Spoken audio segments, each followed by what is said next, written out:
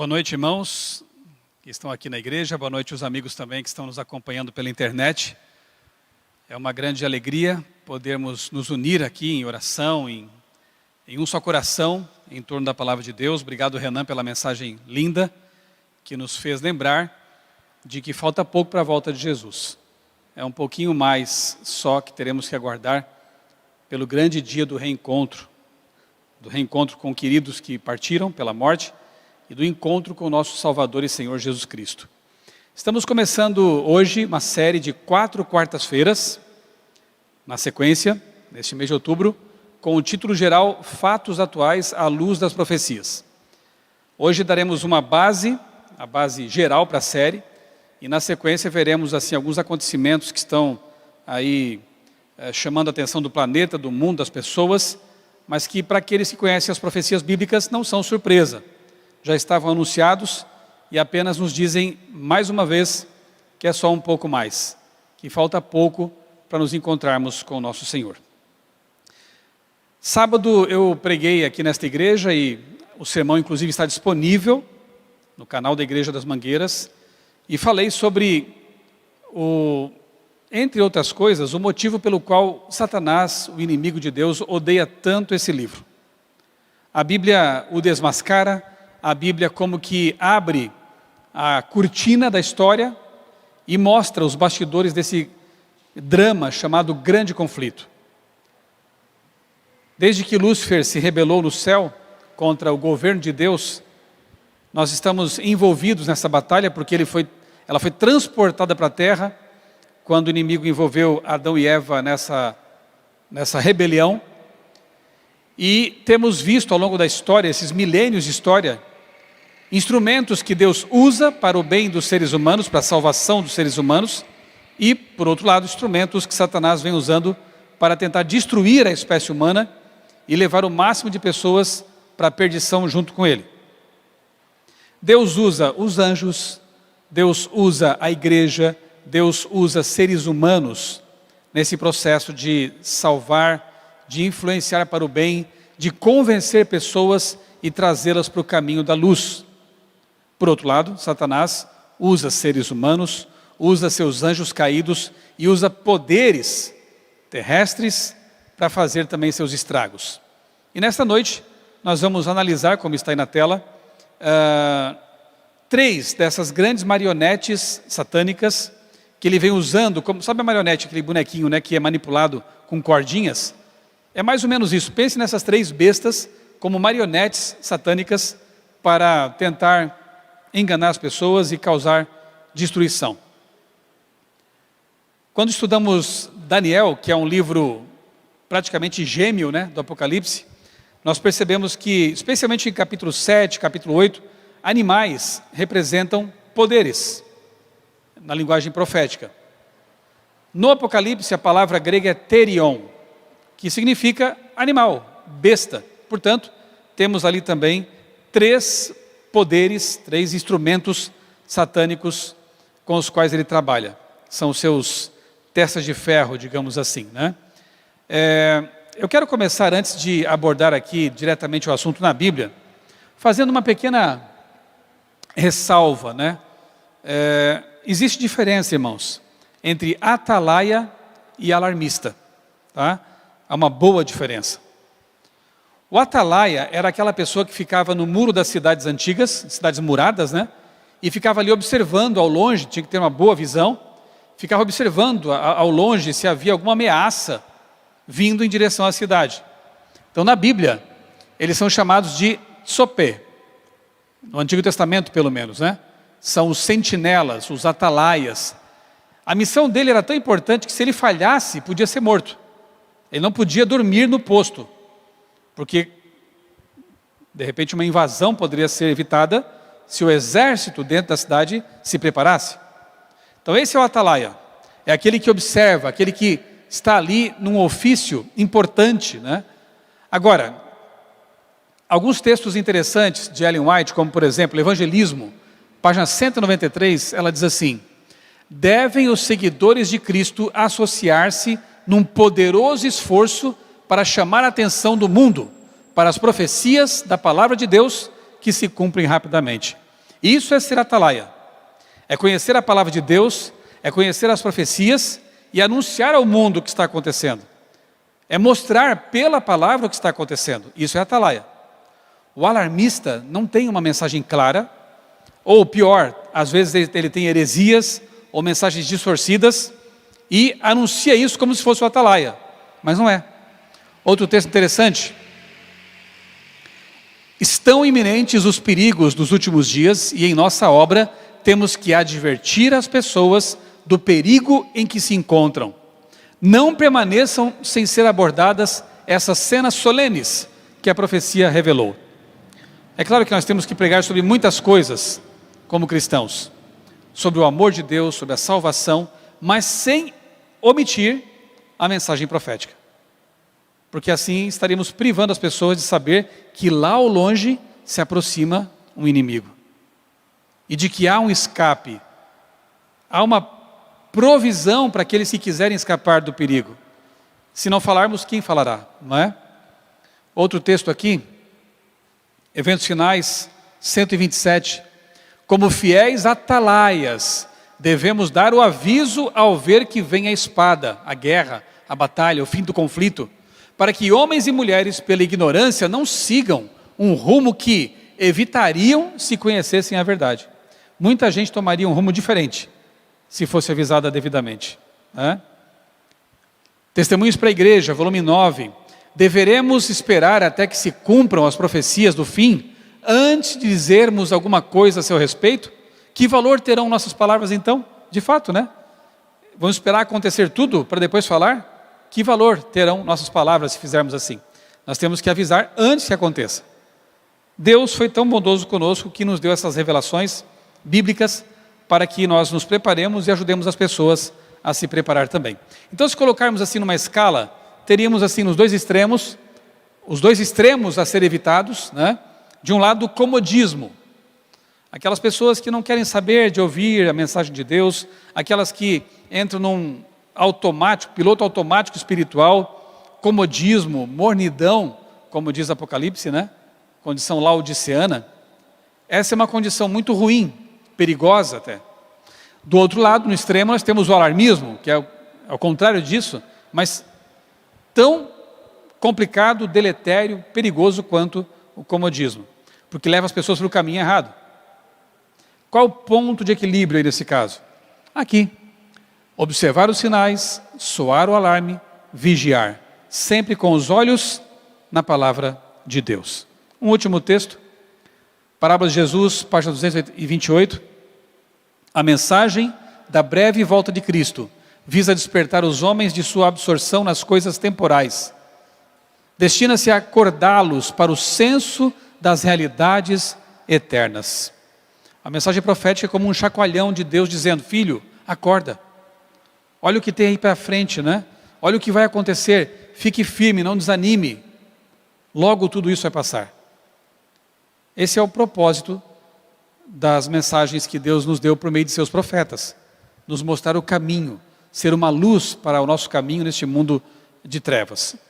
Vamos agora então, feito esse preâmbulo, né, analisar então a identidade das três bestas do Apocalipse. Comecemos pela besta do mar. Vamos ao Apocalipse 13. Você que está em casa também, se quiser pegar aí a sua Bíblia e acompanhar a leitura conosco também, fica o meu convite. Pode acessá-la também de algum dispositivo eletrônico. Hoje em dia está bem fácil de ter a Bíblia, né? Louvado seja Deus por isso. Apocalipse 13, versos 1 a 10. São três bestas. Vamos começar pela primeira, que é chamada besta do mar. Mar, em profecia, lá no capítulo 17, verso 15, né, explica isso, representa povos, multidões, nações e línguas. Portanto, você já sabe que besta é um poder que emerge de um local que, na época, assim como hoje também, era densamente povoado. Diferente da segunda besta, que emerge no deserto, na terra, a primeira surge no local onde havia muita gente. E diz o texto: vi emergir do mar uma besta que tinha 10 chifres e 7 cabeças, e sobre os chifres 10 diademas, ou coroas, e sobre as cabeças nomes de blasfêmia. A besta que vi era semelhante ao leopardo, com pés de urso, boca como de leão. Se você já estudou Daniel, você vai lembrar desses animais aqui. Boca como de leão, pés de urso, semelhante ao leopardo. E o dragão deu à besta o seu poder, olha só, marionete que eu falei, né? E seu trono e grande autoridade. Uma das cabeças da besta parecia ter sido golpeada de morte, mas essa ferida mortal foi curada. E toda a terra se maravilhou seguindo a besta. E adoraram o dragão porque deu a sua autoridade. Dragão é Satanás, né? Deu à besta a sua autoridade. Também adoraram a besta dizendo: quem é semelhante à besta? Quem pode lutar contra ela? Foi-lhe dada uma boca que proferia arrogâncias e blasfêmias. Blasfêmia é assumir para si uma prerrogativa que pertence só a Deus. É querer se colocar no lugar de Deus. Isso é uma blasfêmia. Portanto, é uma besta que se meteu em coisas religiosas, percebe? Ela se intrometeu em assuntos religiosos. Vamos ao verso 4. Quem é semelhante à besta, foi-lhe dada uma boca que proferia arrogância e blasfêmias, e foi-lhe dada autoridade para agir durante 42 meses. 42 meses, se nós transformarmos em dias, dá 1260 dias. Mas em profecia, você já sabe disso, um dia equivale a um ano, quando é uma linguagem profética, simbólica. Então nós temos aqui um período de 1260 anos de atuação poderosa dessa besta do mar. Já vou depois localizar na história com vocês esse período aqui. A besta abriu a sua boca em blasfêmias contra Deus, para lhe difamar o nome e difamar o tabernáculo, ou seja, o santuário, a saber, os que habitam no céu. Foi-lhe permitido também que lutasse contra os santos, o povo de Deus, e os vencesse. Foi-lhe dada ainda autoridade sobre cada tribo, língua, povo, nação, e ela será adorada por todos os que habitam sobre a terra, aqueles que, desde a fundação do mundo, não tiveram os seus nomes escritos no livro da vida, do Cordeiro, que foi morto. Se alguém tem ouvidos, ouça. Se alguém tiver que ir para o cativeiro irá. Se alguém tiver que ser morto pela espada será morto. Aqui está a perseverança e a fidelidade dos santos. Essa é a descrição da primeira besta. E eu sei que você estava bem atento e você percebeu que, de fato, essa besta mescla características que vêm lá de Daniel capítulo 7. Lá você tem o leão, que representa a Babilônia. Você tem um urso, que representa a Medo-Pérsia. A Grécia, representada por um leopardo com 4 cabeças. E Roma, um animal terrível e espantoso, que tem características muito parecidas também com a besta do mar aqui. Então, João, ele quer automaticamente chamar nossa atenção para Daniel capítulo 7. Para que nós percebamos especialmente um detalhe que aparece lá e aqui também. Lá em Daniel capítulos 7 e 8, a besta do mar é identificada como um símbolo diferente. É um chifre pequeno, uma ponta pequena. Pequena a princípio, depois ela cresce, se torna poderosa e faz coisas muito parecidas com aquelas que a besta do mar também faz. E por isso esses paralelos nos ajudam muito a identificar esse poder. Porque na sequência de impérios de Daniel, o que vem lá? Babilônia, Medo-Pérsia, Grécia, Roma e Roma papal, que herda parte dessa autoridade que o império deixou, porque ele ruiu, né? E em lugar dele surge a Europa, que na estátua em Daniel 2 eram os pés, barro e ferro, numa tentativa de misturar o que não é misturável, ou não é miscível, né? Veja, a ponta pequena, em Daniel 7, blasfema contra Deus. A besta do mar faz a mesma coisa. E aqui estão os versos, tá? Daniel 7, aqui os versos. Apocalipse 13, aqui os versos. A ponta pequena, ou o chifre pequeno, persegue o povo de Deus. Veja só, a besta do mar também persegue o povo de Deus. O chifre pequeno vence o povo de Deus, por um tempo pelo menos. A besta também faz isso. O chifre pequeno tem um período de tempo. Curiosamente, lá em Daniel fala também de 1260 anos. A besta do mar, exatamente o mesmo tempo. 42 meses, 1260 anos. Não é coincidência isso aqui, gente, né? O chifre pequeno mudou os tempos e a lei. Verso 25, esse é um texto muito importante.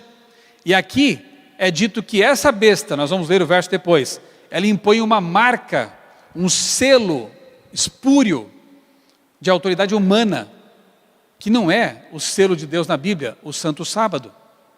Então nós temos aí paralelos muito claros para identificar a besta do mar com o chifre pequeno, Daniel 7. Portanto, nós temos aí Roma papal na história. É o poder que mudou a lei de Deus, retirou o segundo mandamento, no catecismo está assim pelo menos.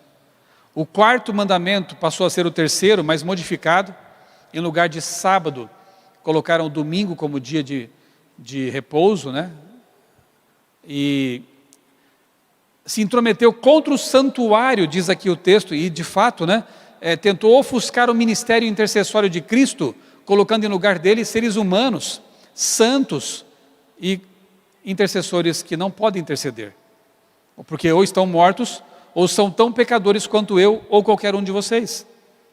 O único mediador, intercessor, segundo a Bíblia, é Jesus Cristo. Por quê? Foi o único ser humano que não pecou e venceu, e portanto pode oferecer seus méritos e receber nossos pecados em troca. Essa substituição é possível por quê? Porque ele não pecou. É o único que, sendo Deus, se fez homem, estabeleceu uma ponte entre a humanidade caída e Deus. Jesus é o único intercessor. Mas esse sistema religioso colocou seres humanos, um sistema humano, para dizer que faz essa intercessão, essa ponte, quando ninguém pode fazer isso. Então realmente essa besta ela cometeu muitas arrogâncias, né?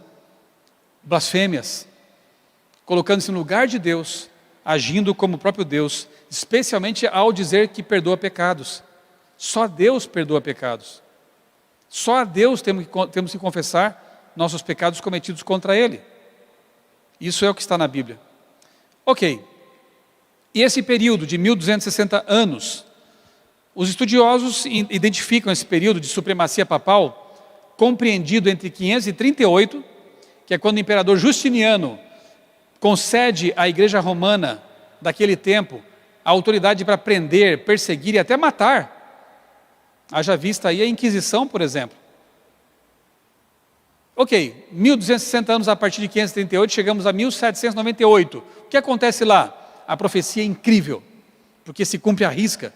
Exatamente em 1798, o Papa Pio VI foi preso pelo general Berthier de Napoleão Bonaparte. Os historiadores da época achavam que a igreja romana ia acabar ali. O Papa foi preso.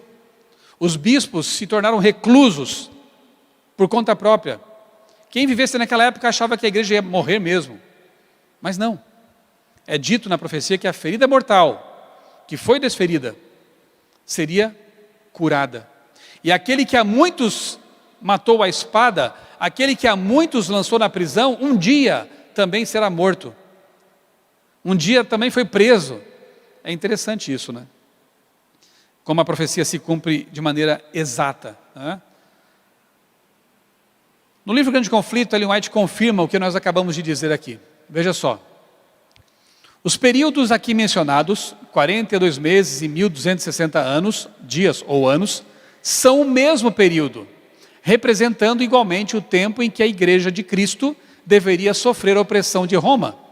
Os 1260 anos de supremacia papal começaram em 538 de nossa era e terminariam, portanto, em 1798.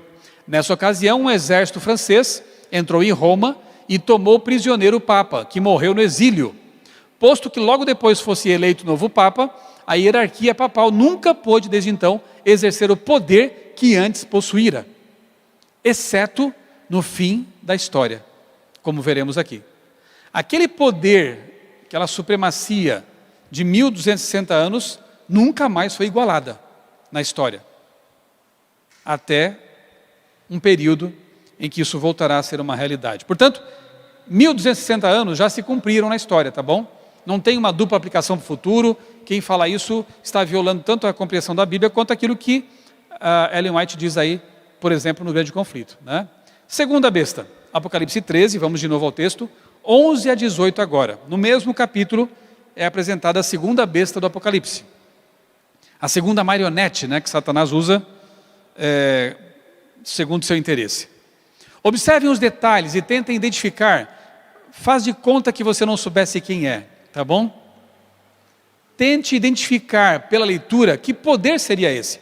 Quais as semelhanças com a primeira besta? Quais as diferenças? Tá bom? Vamos lá. 11 a 18. Vi ainda outra besta emergir da terra. Tinha 2 chifres parecendo cordeiro. Opa, essa aqui começa parecendo com Jesus. É o Cordeiro de Deus. É uma besta que no começo é boazinha, né? Mas falava como um dragão. Ela muda com o tempo. De cordeiro passa a se parecer com Satanás. Opressora, perseguidora também. Ela exerce toda a autoridade da primeira besta, a do mar, né? Na sua presença. E faz com que a terra e seus habitantes adorem a primeira besta, cuja ferida mortal havia sido curada. Também opera grandes sinais e maravilhas, sinais de maneira que até faz descer fogo do céu sobre a terra, diante de todas as pessoas. Seduz aqueles que habitam sobre a terra por causa dos sinais que lhe foi permitido realizar diante da besta, dizendo aos que habitam sobre a terra que façam uma imagem à besta, aquela que foi ferida à espada e sobreviveu. E lhe foi concedido poder para dar vida à imagem da besta. Portanto, essa segunda besta vai reerguer aquele sistema opressor. Vai refazer uma imagem daquela besta. Vai dar vida àquela besta. E para que também a imagem da besta falasse e fizesse morrer, aí então um decreto de morte, hein? Todos os que não adorassem a imagem da besta. A todos, pequenos e grandes, ricos e pobres, livres e escravos, faz com que lhes seja dada certa marca na mão direita ou na testa, para que ninguém possa comprar ou vender, senão aquele que tem a marca, o nome da besta ou o número do seu nome. Aqui é a sabedoria.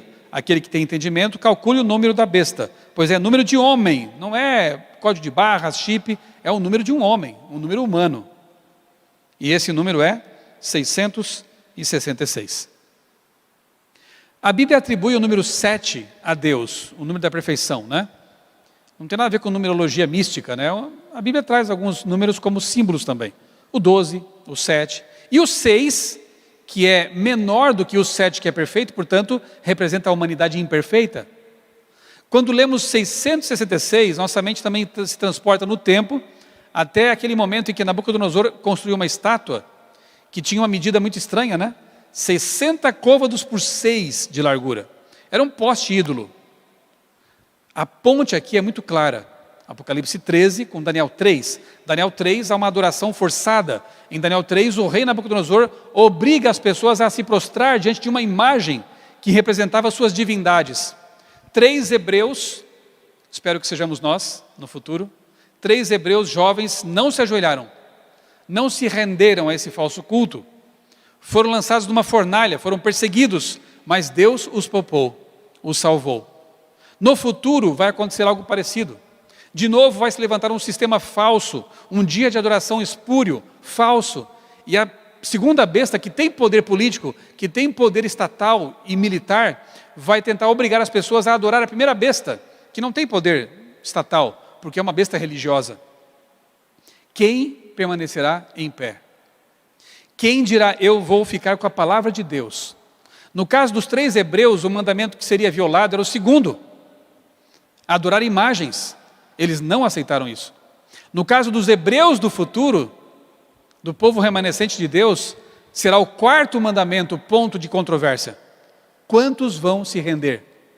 E quantos ficarão fiéis a Deus, a verdadeira adoração, aquele mandamento que aponta para o Senhor que fez os céus, a terra, o mar e tudo o que neles há?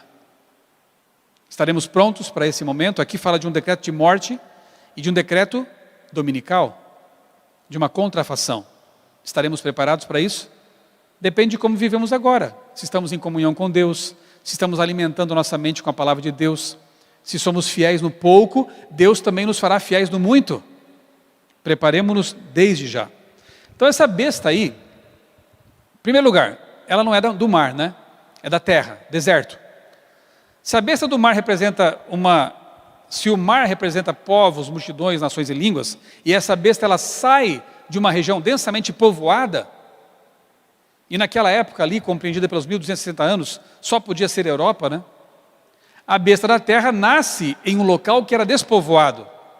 Que local da terra que no tempo do fim pode ser representado como sendo o deserto aqui desse local, né? A terra aqui nessa profecia. Veja, essa besta da terra é um poder político importante. Isso sai do texto, né? Um poder que interfere na vida das pessoas, assina decretos, leis. É um poder que tem autoridade global, porque faz com que todos os habitantes da terra façam alguma coisa. É um poder do tempo do fim, caminha para o fim. Não é antigo como a primeira besta, esse é mais para o tempo do fim. É um poder cristão, porque no começo ela parece um cordeiro, mas depois se transforma num dragão. Então veja, ampliando o ponto 3. Em Apocalipse 16, a primeira das 7 últimas pragas é dirigida aos portadores da marca da besta e adoradores da sua imagem. A besta da terra é que impõe essa marca, não é a besta do mar. A besta do mar propôs, a da terra impôs. 4, ampliando esse ponto aqui. A palavra cordeiro aparece 31 vezes no Apocalipse. 30 delas aplicadas a Jesus. E uma à besta que quer imitar Jesus. Ela parece um cordeiro, mas depois muda de natureza. Até aqui está tudo bem com vocês? Tudo claro? Estão me acompanhando? Estão comigo? Amigos de casa também estão acompanhando?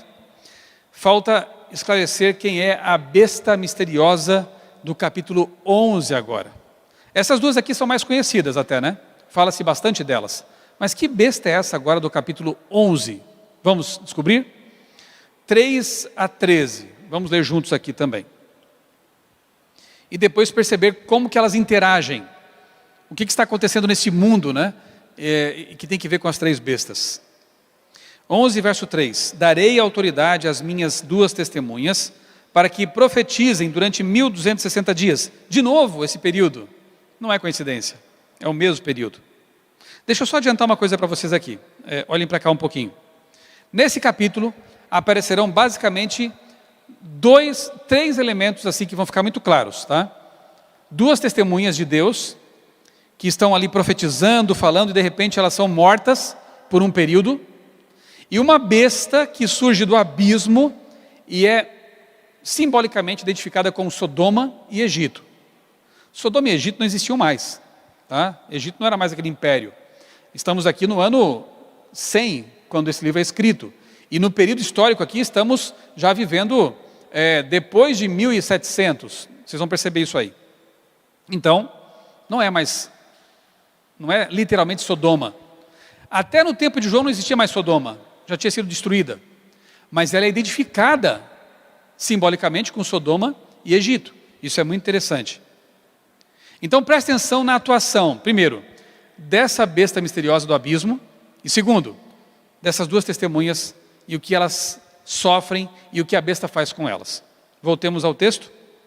Então, verso 3, darei autoridade às minhas 2 testemunhas, para que profetizem durante 1260 dias, ou anos, vestidas de pano de saco. Significa humilhação, luto, pano de saco, naqueles tempos. São estas as 2 oliveiras e os 2 candelabros, lâmpada, portanto, que estão em pé diante do Senhor da terra. Se alguém pretende causar-lhes dano, da boca dessas testemunhas sai fogo e devora os inimigos. Sim, se alguém pretender causar-lhes dano, certamente deve morrer. Elas têm autoridade para fechar o céu, para que não chova, durante os dias em que profetizarem. Tem autoridade também sobre as águas, para transformá-las em sangue. Olha que interessante. Você percebe assim as conexões que João faz? Aquilo que eu chamei sábado de intertextualidades. Quem fez o céu fechar e não chover no Antigo Testamento? Elias. Quem transformou a água em sangue? Moisés. Portanto, aqui nós temos o símbolo de Moisés e os profetas. Está ficando fácil? Quem é lâmpada para os meus pés? É a tua palavra. Então, os elementos que estão sendo dados aqui nos ajudam a identificar as testemunhas como sendo a Bíblia Sagrada, a palavra de Deus. Moisés, profetas, lâmpada, oliveiras que dão o óleo, azeite, que é o símbolo do Espírito Santo. A palavra de Deus é inspirada pelo Espírito Santo. 7. Quando tiverem então concluído o testemunho que devem dar, a besta que surge do abismo fará guerra contra elas, contra as testemunhas, contra a Bíblia. A besta vencerá e matará a Bíblia, as testemunhas. Como assim? Já vou explicar. E os seus cadáveres, o cadáver da Bíblia, né, do Antigo e Novo Testamentos, ficarão estirados na praça da grande cidade que espiritualmente ou simbolicamente se chama Sodoma e Egito. O profeta está nos dando elementos para identificar quem é essa besta. As testemunhas, creio que já ficou claro que são a Bíblia, Antigo e Novo Testamentos.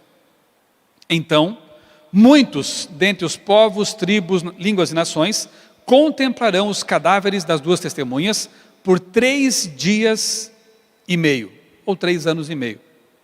E não permitirão que esses cadáveres sejam sepultados.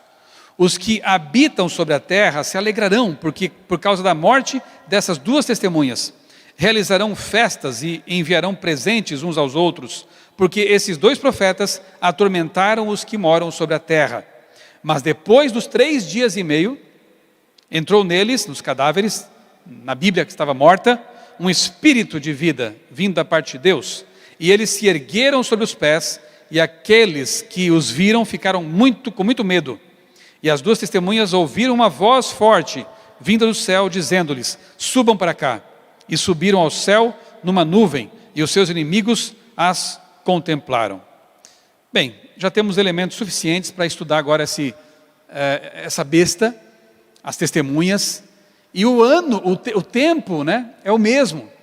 Durante 1260 anos, a besta do mar teria supremacia, perseguir, matar, prender.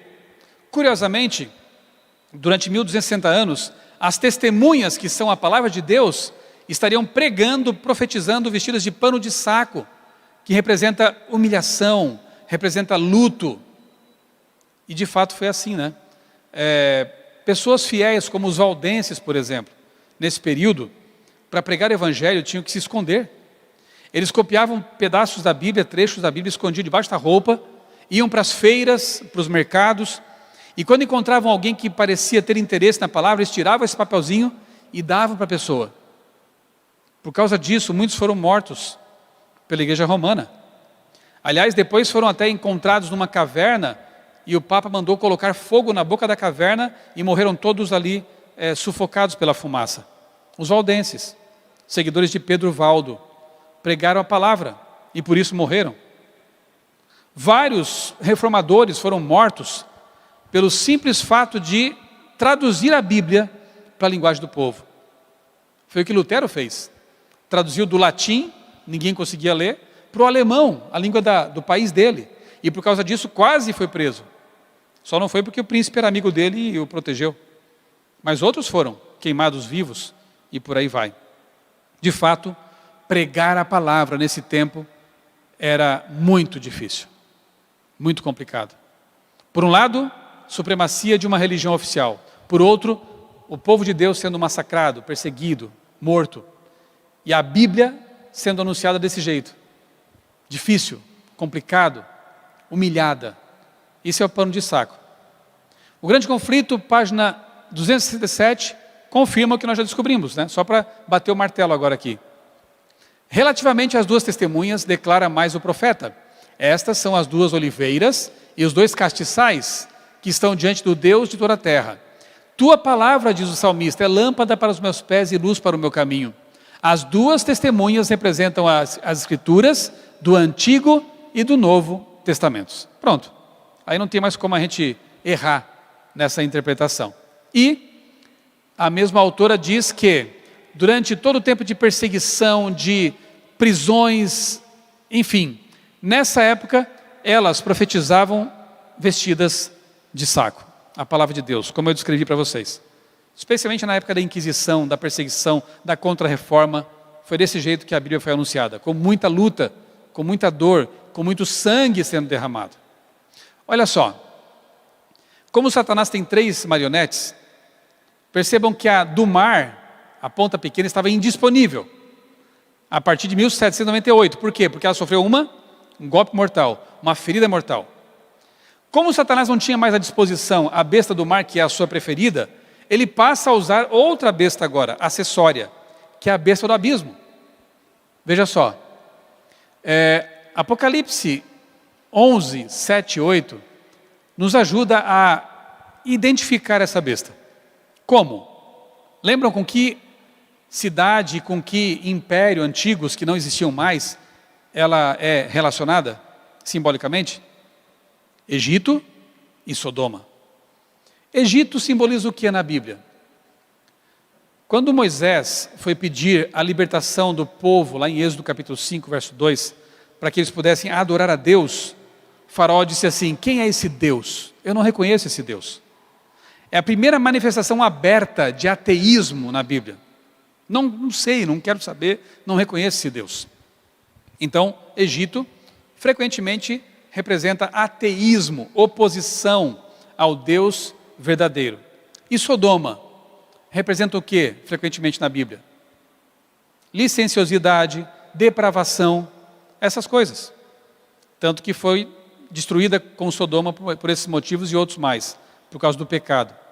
Então você tem uma nação, um poder que tem, por um lado, rejeição a Deus, e por outro, um período de muita baixaria mesmo, de licenciosidade.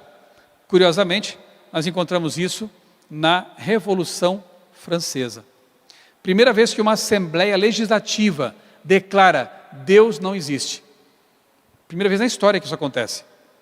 E para confirmar e bater o martelo, Spirit of Prophecy, Ellen White escreveu o seguinte: o mesmo espírito mestre que incitou o massacre de São Bartolomeu também dirigiu as cenas da Revolução Francesa. Resolvido, hein?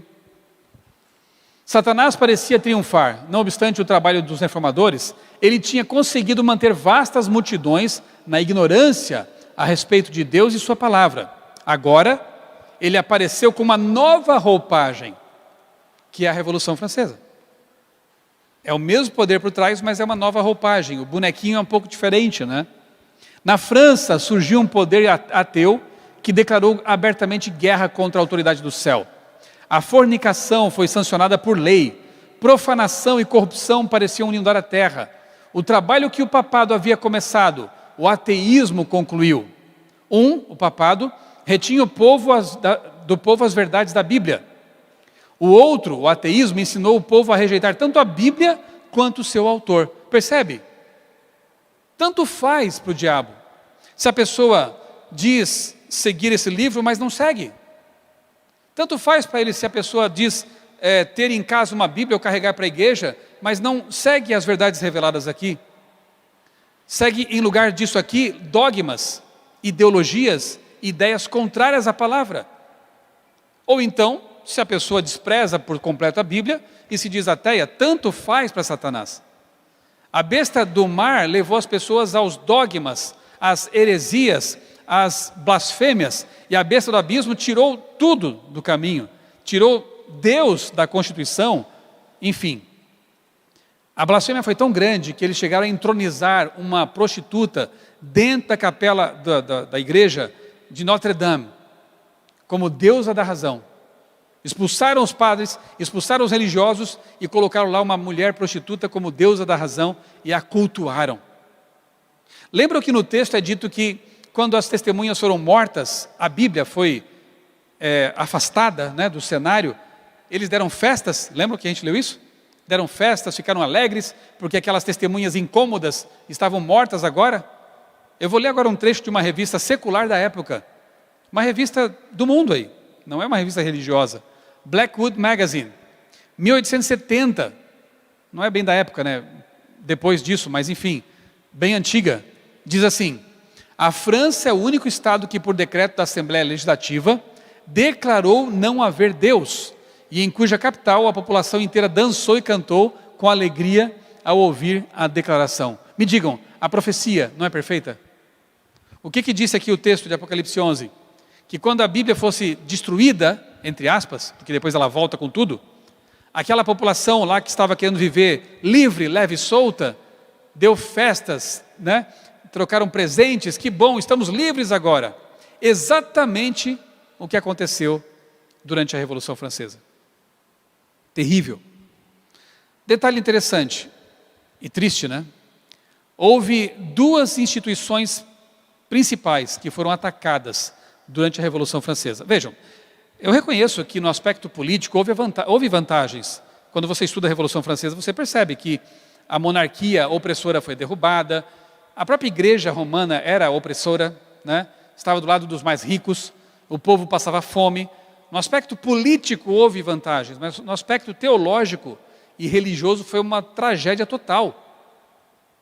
O ateísmo ganhou força nesse momento e dali até agora também nós vemos os ecos e outros ecos mais disso. O casamento virou um contrato transitório durante a Revolução Francesa. Então você se juntava com alguém, assinava um contrato ali provisório, não desse certo a relação, você rasgava o contrato e partia para outra. E eles tentaram colocar na França, naquele período, uma semana de 10 dias, justamente para eliminar todos os traços de Bíblia, de religião. Porque nós sabemos que a semana de 7 dias vem da Bíblia. Não há nenhum movimento astronômico que determine os 7 dias da semana. Como acontece com o ano, com o mês, com o dia. A semana de 7 dias vem da palavra de Deus. E é um marcador semanal do sábado. O que fizeram os revolucionários? Acaba com essa semana e coloca uma de 10 dias. Para eliminar qualquer traço de religião judaico-cristã. Não deu certo. As pessoas começaram a ficar doentes. Começaram a ficar estressadas. Por quê? Porque o ser humano foi criado para funcionar em ciclos de 7 dias. Isso se chama ciclo circasseptano. Pesquise depois, é bem interessante. Ciclo circasseptano. Nós funcionamos em 7 dias. Porque Deus nos fez assim. Depois tiveram que voltar atrás e restabelecer a semana de 7 dias, porque não deu certo. Então, perceba, duas instituições edênicas foram atacadas durante a Revolução Francesa. Primeiro, o casamento, instituição sagrada, criada por Deus. O casamento heteromonogâmico. E o sábado, ao mudarem a semana, tentaram destruir. Satanás tentou destruir, porque ele odeia isso. Ele odeia esse mandamento que aponta para o Criador. Ele odeia essa instituição que aponta para o Éden, o casamento sagrado. Então, tentaram. Graças a Deus, não conseguiram destruir. Vários autores seculares, como é o caso aqui de Christopher Dawson, esse é um livro muito bom sobre a Revolução Francesa, reconhecem que havia ali um viés religioso também. Coisa que muitos estudiosos não reconhecem, mas alguns percebem. Havia algo de diferente nessa revolução. Uma revolução religiosa, tentando colocar o ser humano no trono. E de fato, quando você vai a Paris, tem uma igreja romana, estilo românico, né? Chamada Parthenon, que dali tiraram todos os símbolos cristãos, católicos, e colocaram homenagens a seres humanos. Lá estão enterrados grandes franceses como Victor Hugo, Exupéry. Esse não acharam o corpo, mas tem lá uma inscrição em homenagem a ele. E outros mais, né? Ali virou um templo da exaltação humana. Olha que símbolo, né? Interessante, daquilo que veio da Revolução Francesa. Iluminismo, racionalismo, ser humano no trono, vem tudo de lá. E como resultado e como consequência, nós temos depois o evolucionismo, nós temos depois o marxismo, nós temos depois o materialismo capitalista. Tudo são reflexos dessa revolução que afastou de Deus as pessoas, que afastou as pessoas da palavra de Deus. E hoje nós temos ideologias aí pulverizadas na sociedade que fazem a mesma coisa, afastam as pessoas de Deus. Resumindo, besta do mar, Roma papal. Besta da terra, Estados Unidos da América. Besta do abismo, França, revolucionária. Colocando numa linha do tempo, para ficar um pouco mais fácil de visualizar. 538, 1260 anos, 1798. Aqui, período de supremacia papal. Ferida mortal. Ela começa a ser curada a partir de 1929, mais ou menos ali, com o Tratado de Latrão, quando as terras do Vaticano são devolvidas, quando o poder começa a ser recuperado. E hoje, não vou falar de hoje, temos mais 3 quartas-feiras ainda. Mas você perceberá como esse poder foi retomado. Como essa ferida realmente está sendo curada plenamente. E daqui a pouco vai estar totalmente curada. 1776 começa aí os Estados Unidos, né? Por isso que eu falei que é uma besta do tempo do fim. E vai até o fim. 1789 começa a Revolução Francesa. E essa besta dura um tempo aqui. Até que a primeira besta ela volta ao poder. O diabo não tem mais interesse nessa. E aí, aqui ficam só os ecos da besta do abismo. Ok. Vamos ver aqui rapidamente então a atuação delas. Alguns autores, como Maxwell, que é um autor da CPB, né? Nós temos um livro muito bom dele, 2 livros muito bons dele, que são Uma Nova Era segundo as Profecias de Daniel e Apocalipse. Nesse aqui, ele diz que o movimento comunista jamais haveria tomado a forma que tomou, não fosse a ocorrência prévia da Revolução Francesa. Então a Revolução Comunista, né, o pensamento comunista bebeu da Revolução Francesa, foi influenciado pela Revolução Francesa.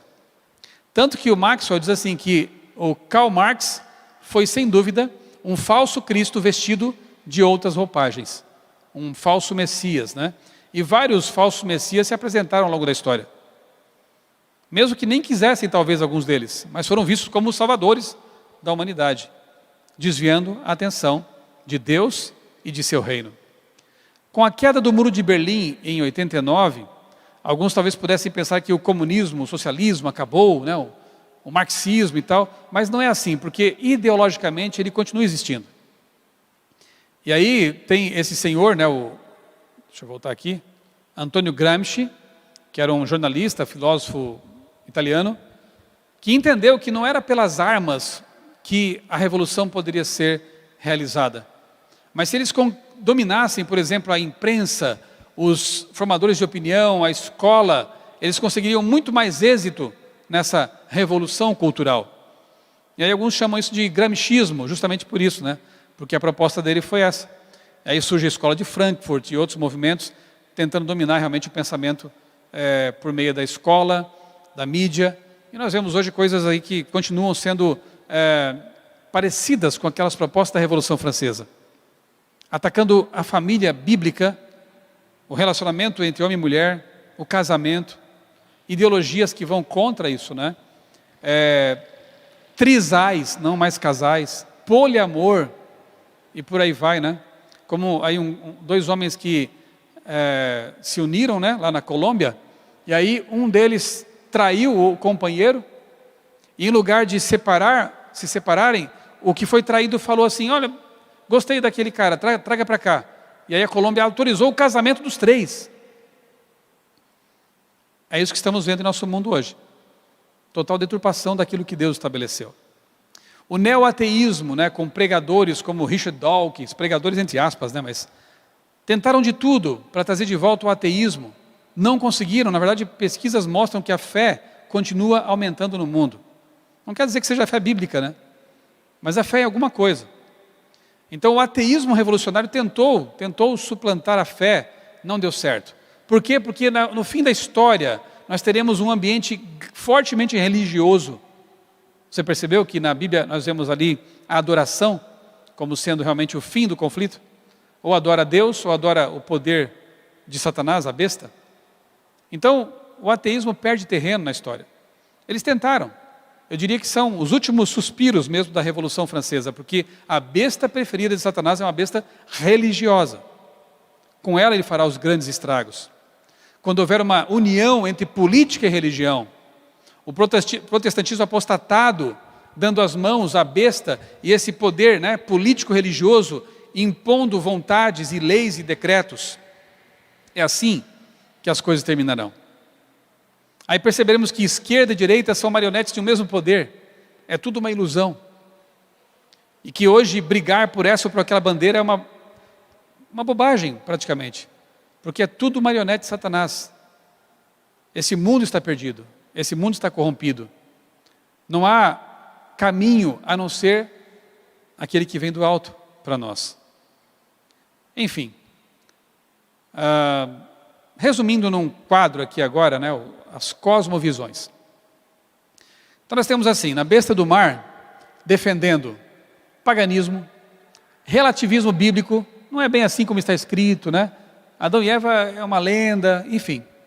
Imortalidade da alma, também é paganismo, né? Domingo, adoração ao sol, né? O Sunday. O evoteísmo, mistura de darwinismo, evolucionismo com Bíblia, como se fosse possível misturar. E marxismo via teologia da libertação. Sábado eu falei um pouco sobre isso.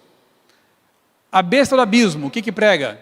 Ateísmo, também relativismo, secularismo, evolucionismo, espiritualismo, marxismo e é contra a família bíblica.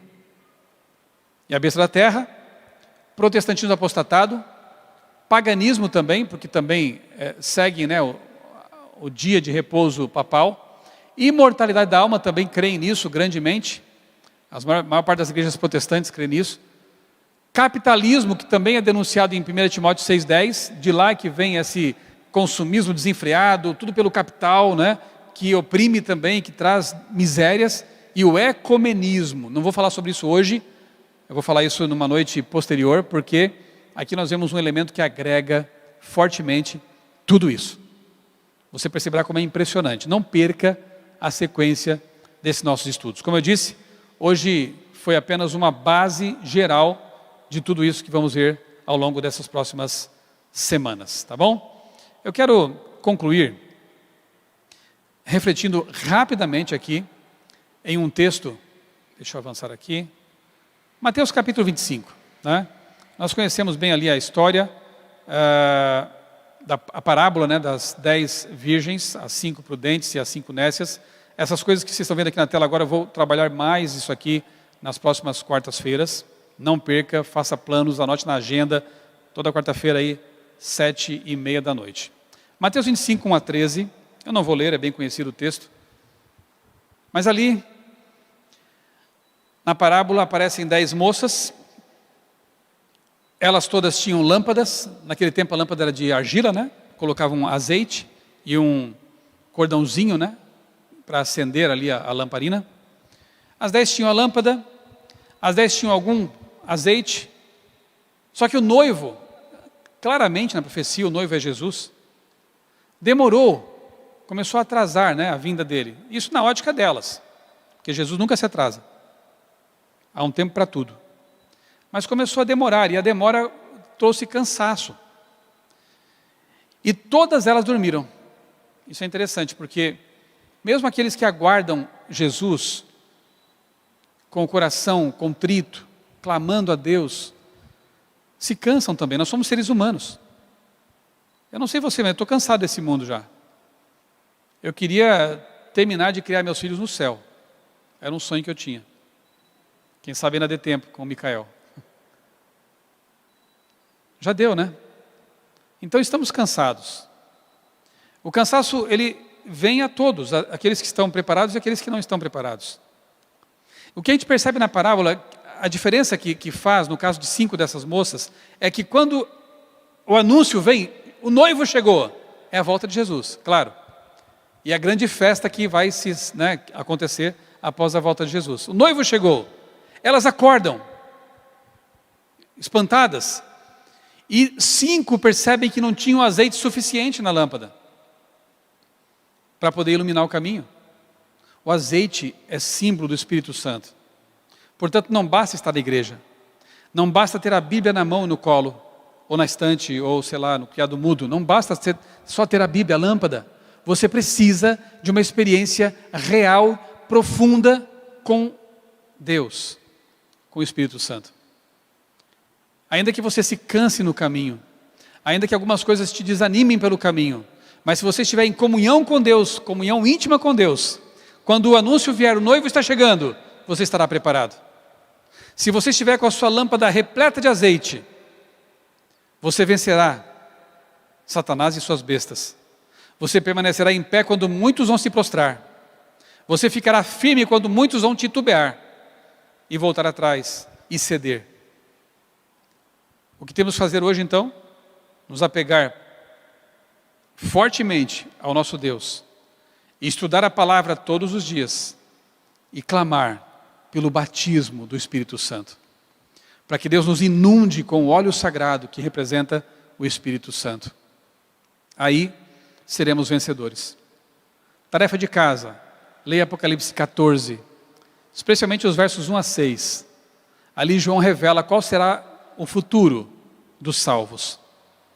Ele vê os remidos no céu já, vencedores, sobre as bestas, sobre as ideologias bestiais, sobre a imposição dessa marca espúria.